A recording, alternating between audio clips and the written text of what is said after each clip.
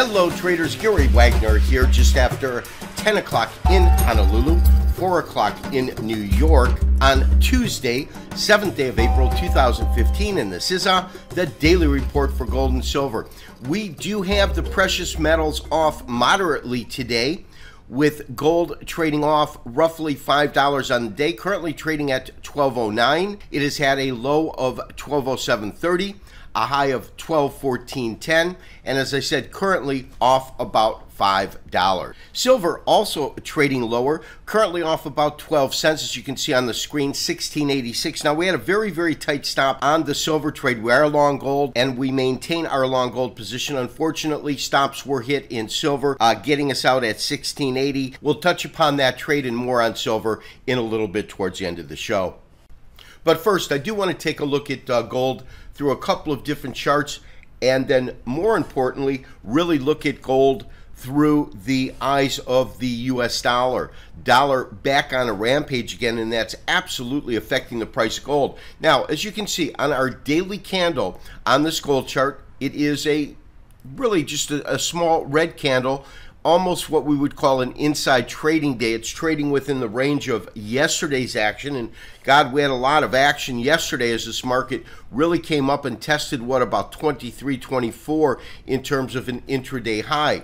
Now, we'll talk about that because that's important. Those are areas that we had really forecast there would be some resistance. I don't believe that it's resistance that we can't make it through. Otherwise, I wouldn't have recommended putting the trade on, as I said, just at around that area. I do believe that we have the opportunity to see that. But the real picture today is the dollar. And to really illustrate that, I've put up the Kitco Gold Index so we could get a better sense or feel for what we're looking at.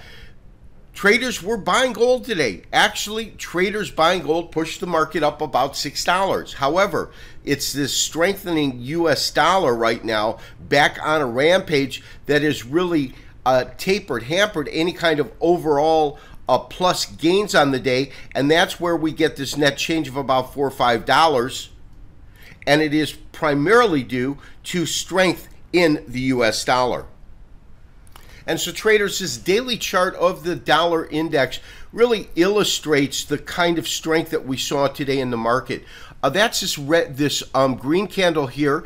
The pattern that it formed in terms of a candlestick pattern is really a piercing line. The other thing that I'm noticing about this on a technical basis is these series of, let's change the color here, is these series of bottoms that we had right in here, right around 96. It does seem to be providing on a technical basis what I'll consider to be a really strong level of support. You get a real strong level of support, as we talked about last week, right at these tops right here, because this was where the market kind of went sideways for a little bit just prior to really shooting to these new highs here. Market has corrected a little bit. I don't think it softened all that much.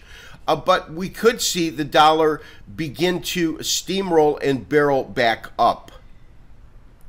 And then the other thing that I'm really noticing with the dollar, we've had 3 strong days of decline. You've got those right here. That's followed by today's upside move in the market. So the real question is, will we get follow through, and will we see this market really begin to turn around? Now, when we look at this in terms of a weekly chart, it's much harder to glean any kind of information except for the fact that you can see these lows right in here over the last 3 weeks kind of equaling themselves out. But nonetheless, we really need to keep a keen eye on the dollar since gold, first of all, is paired with the dollar, but the dollar has been so volatile and active that it's really providing more of a price shift in terms of either plus or minus on the day than we typically get from the dollar because it has been so active.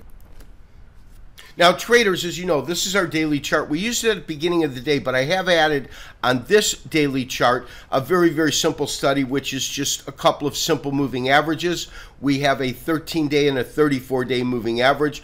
Of course, the green is our shorter of the two averages, that being our 13-day, our 34 being the smoother of the averages.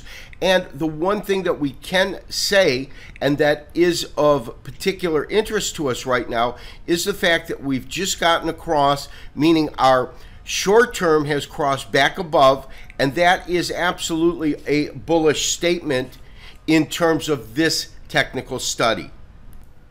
So traders, that brings us back to the primary daily chart that we've been using kind of to set the parameters and look at some different things within this trade on a technical basis.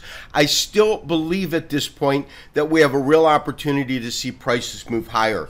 We identified right at the onset of this trade that we would probably get some resistance right in here.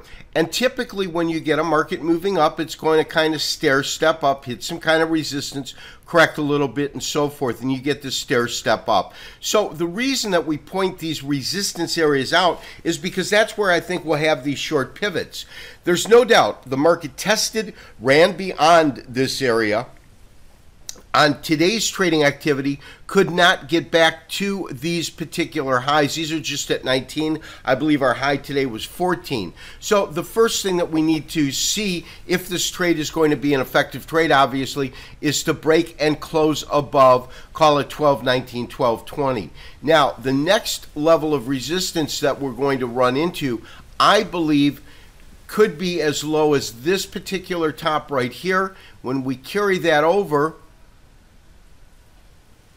that takes us roughly to about 12.39, and I see that we have the potential for resistance there also.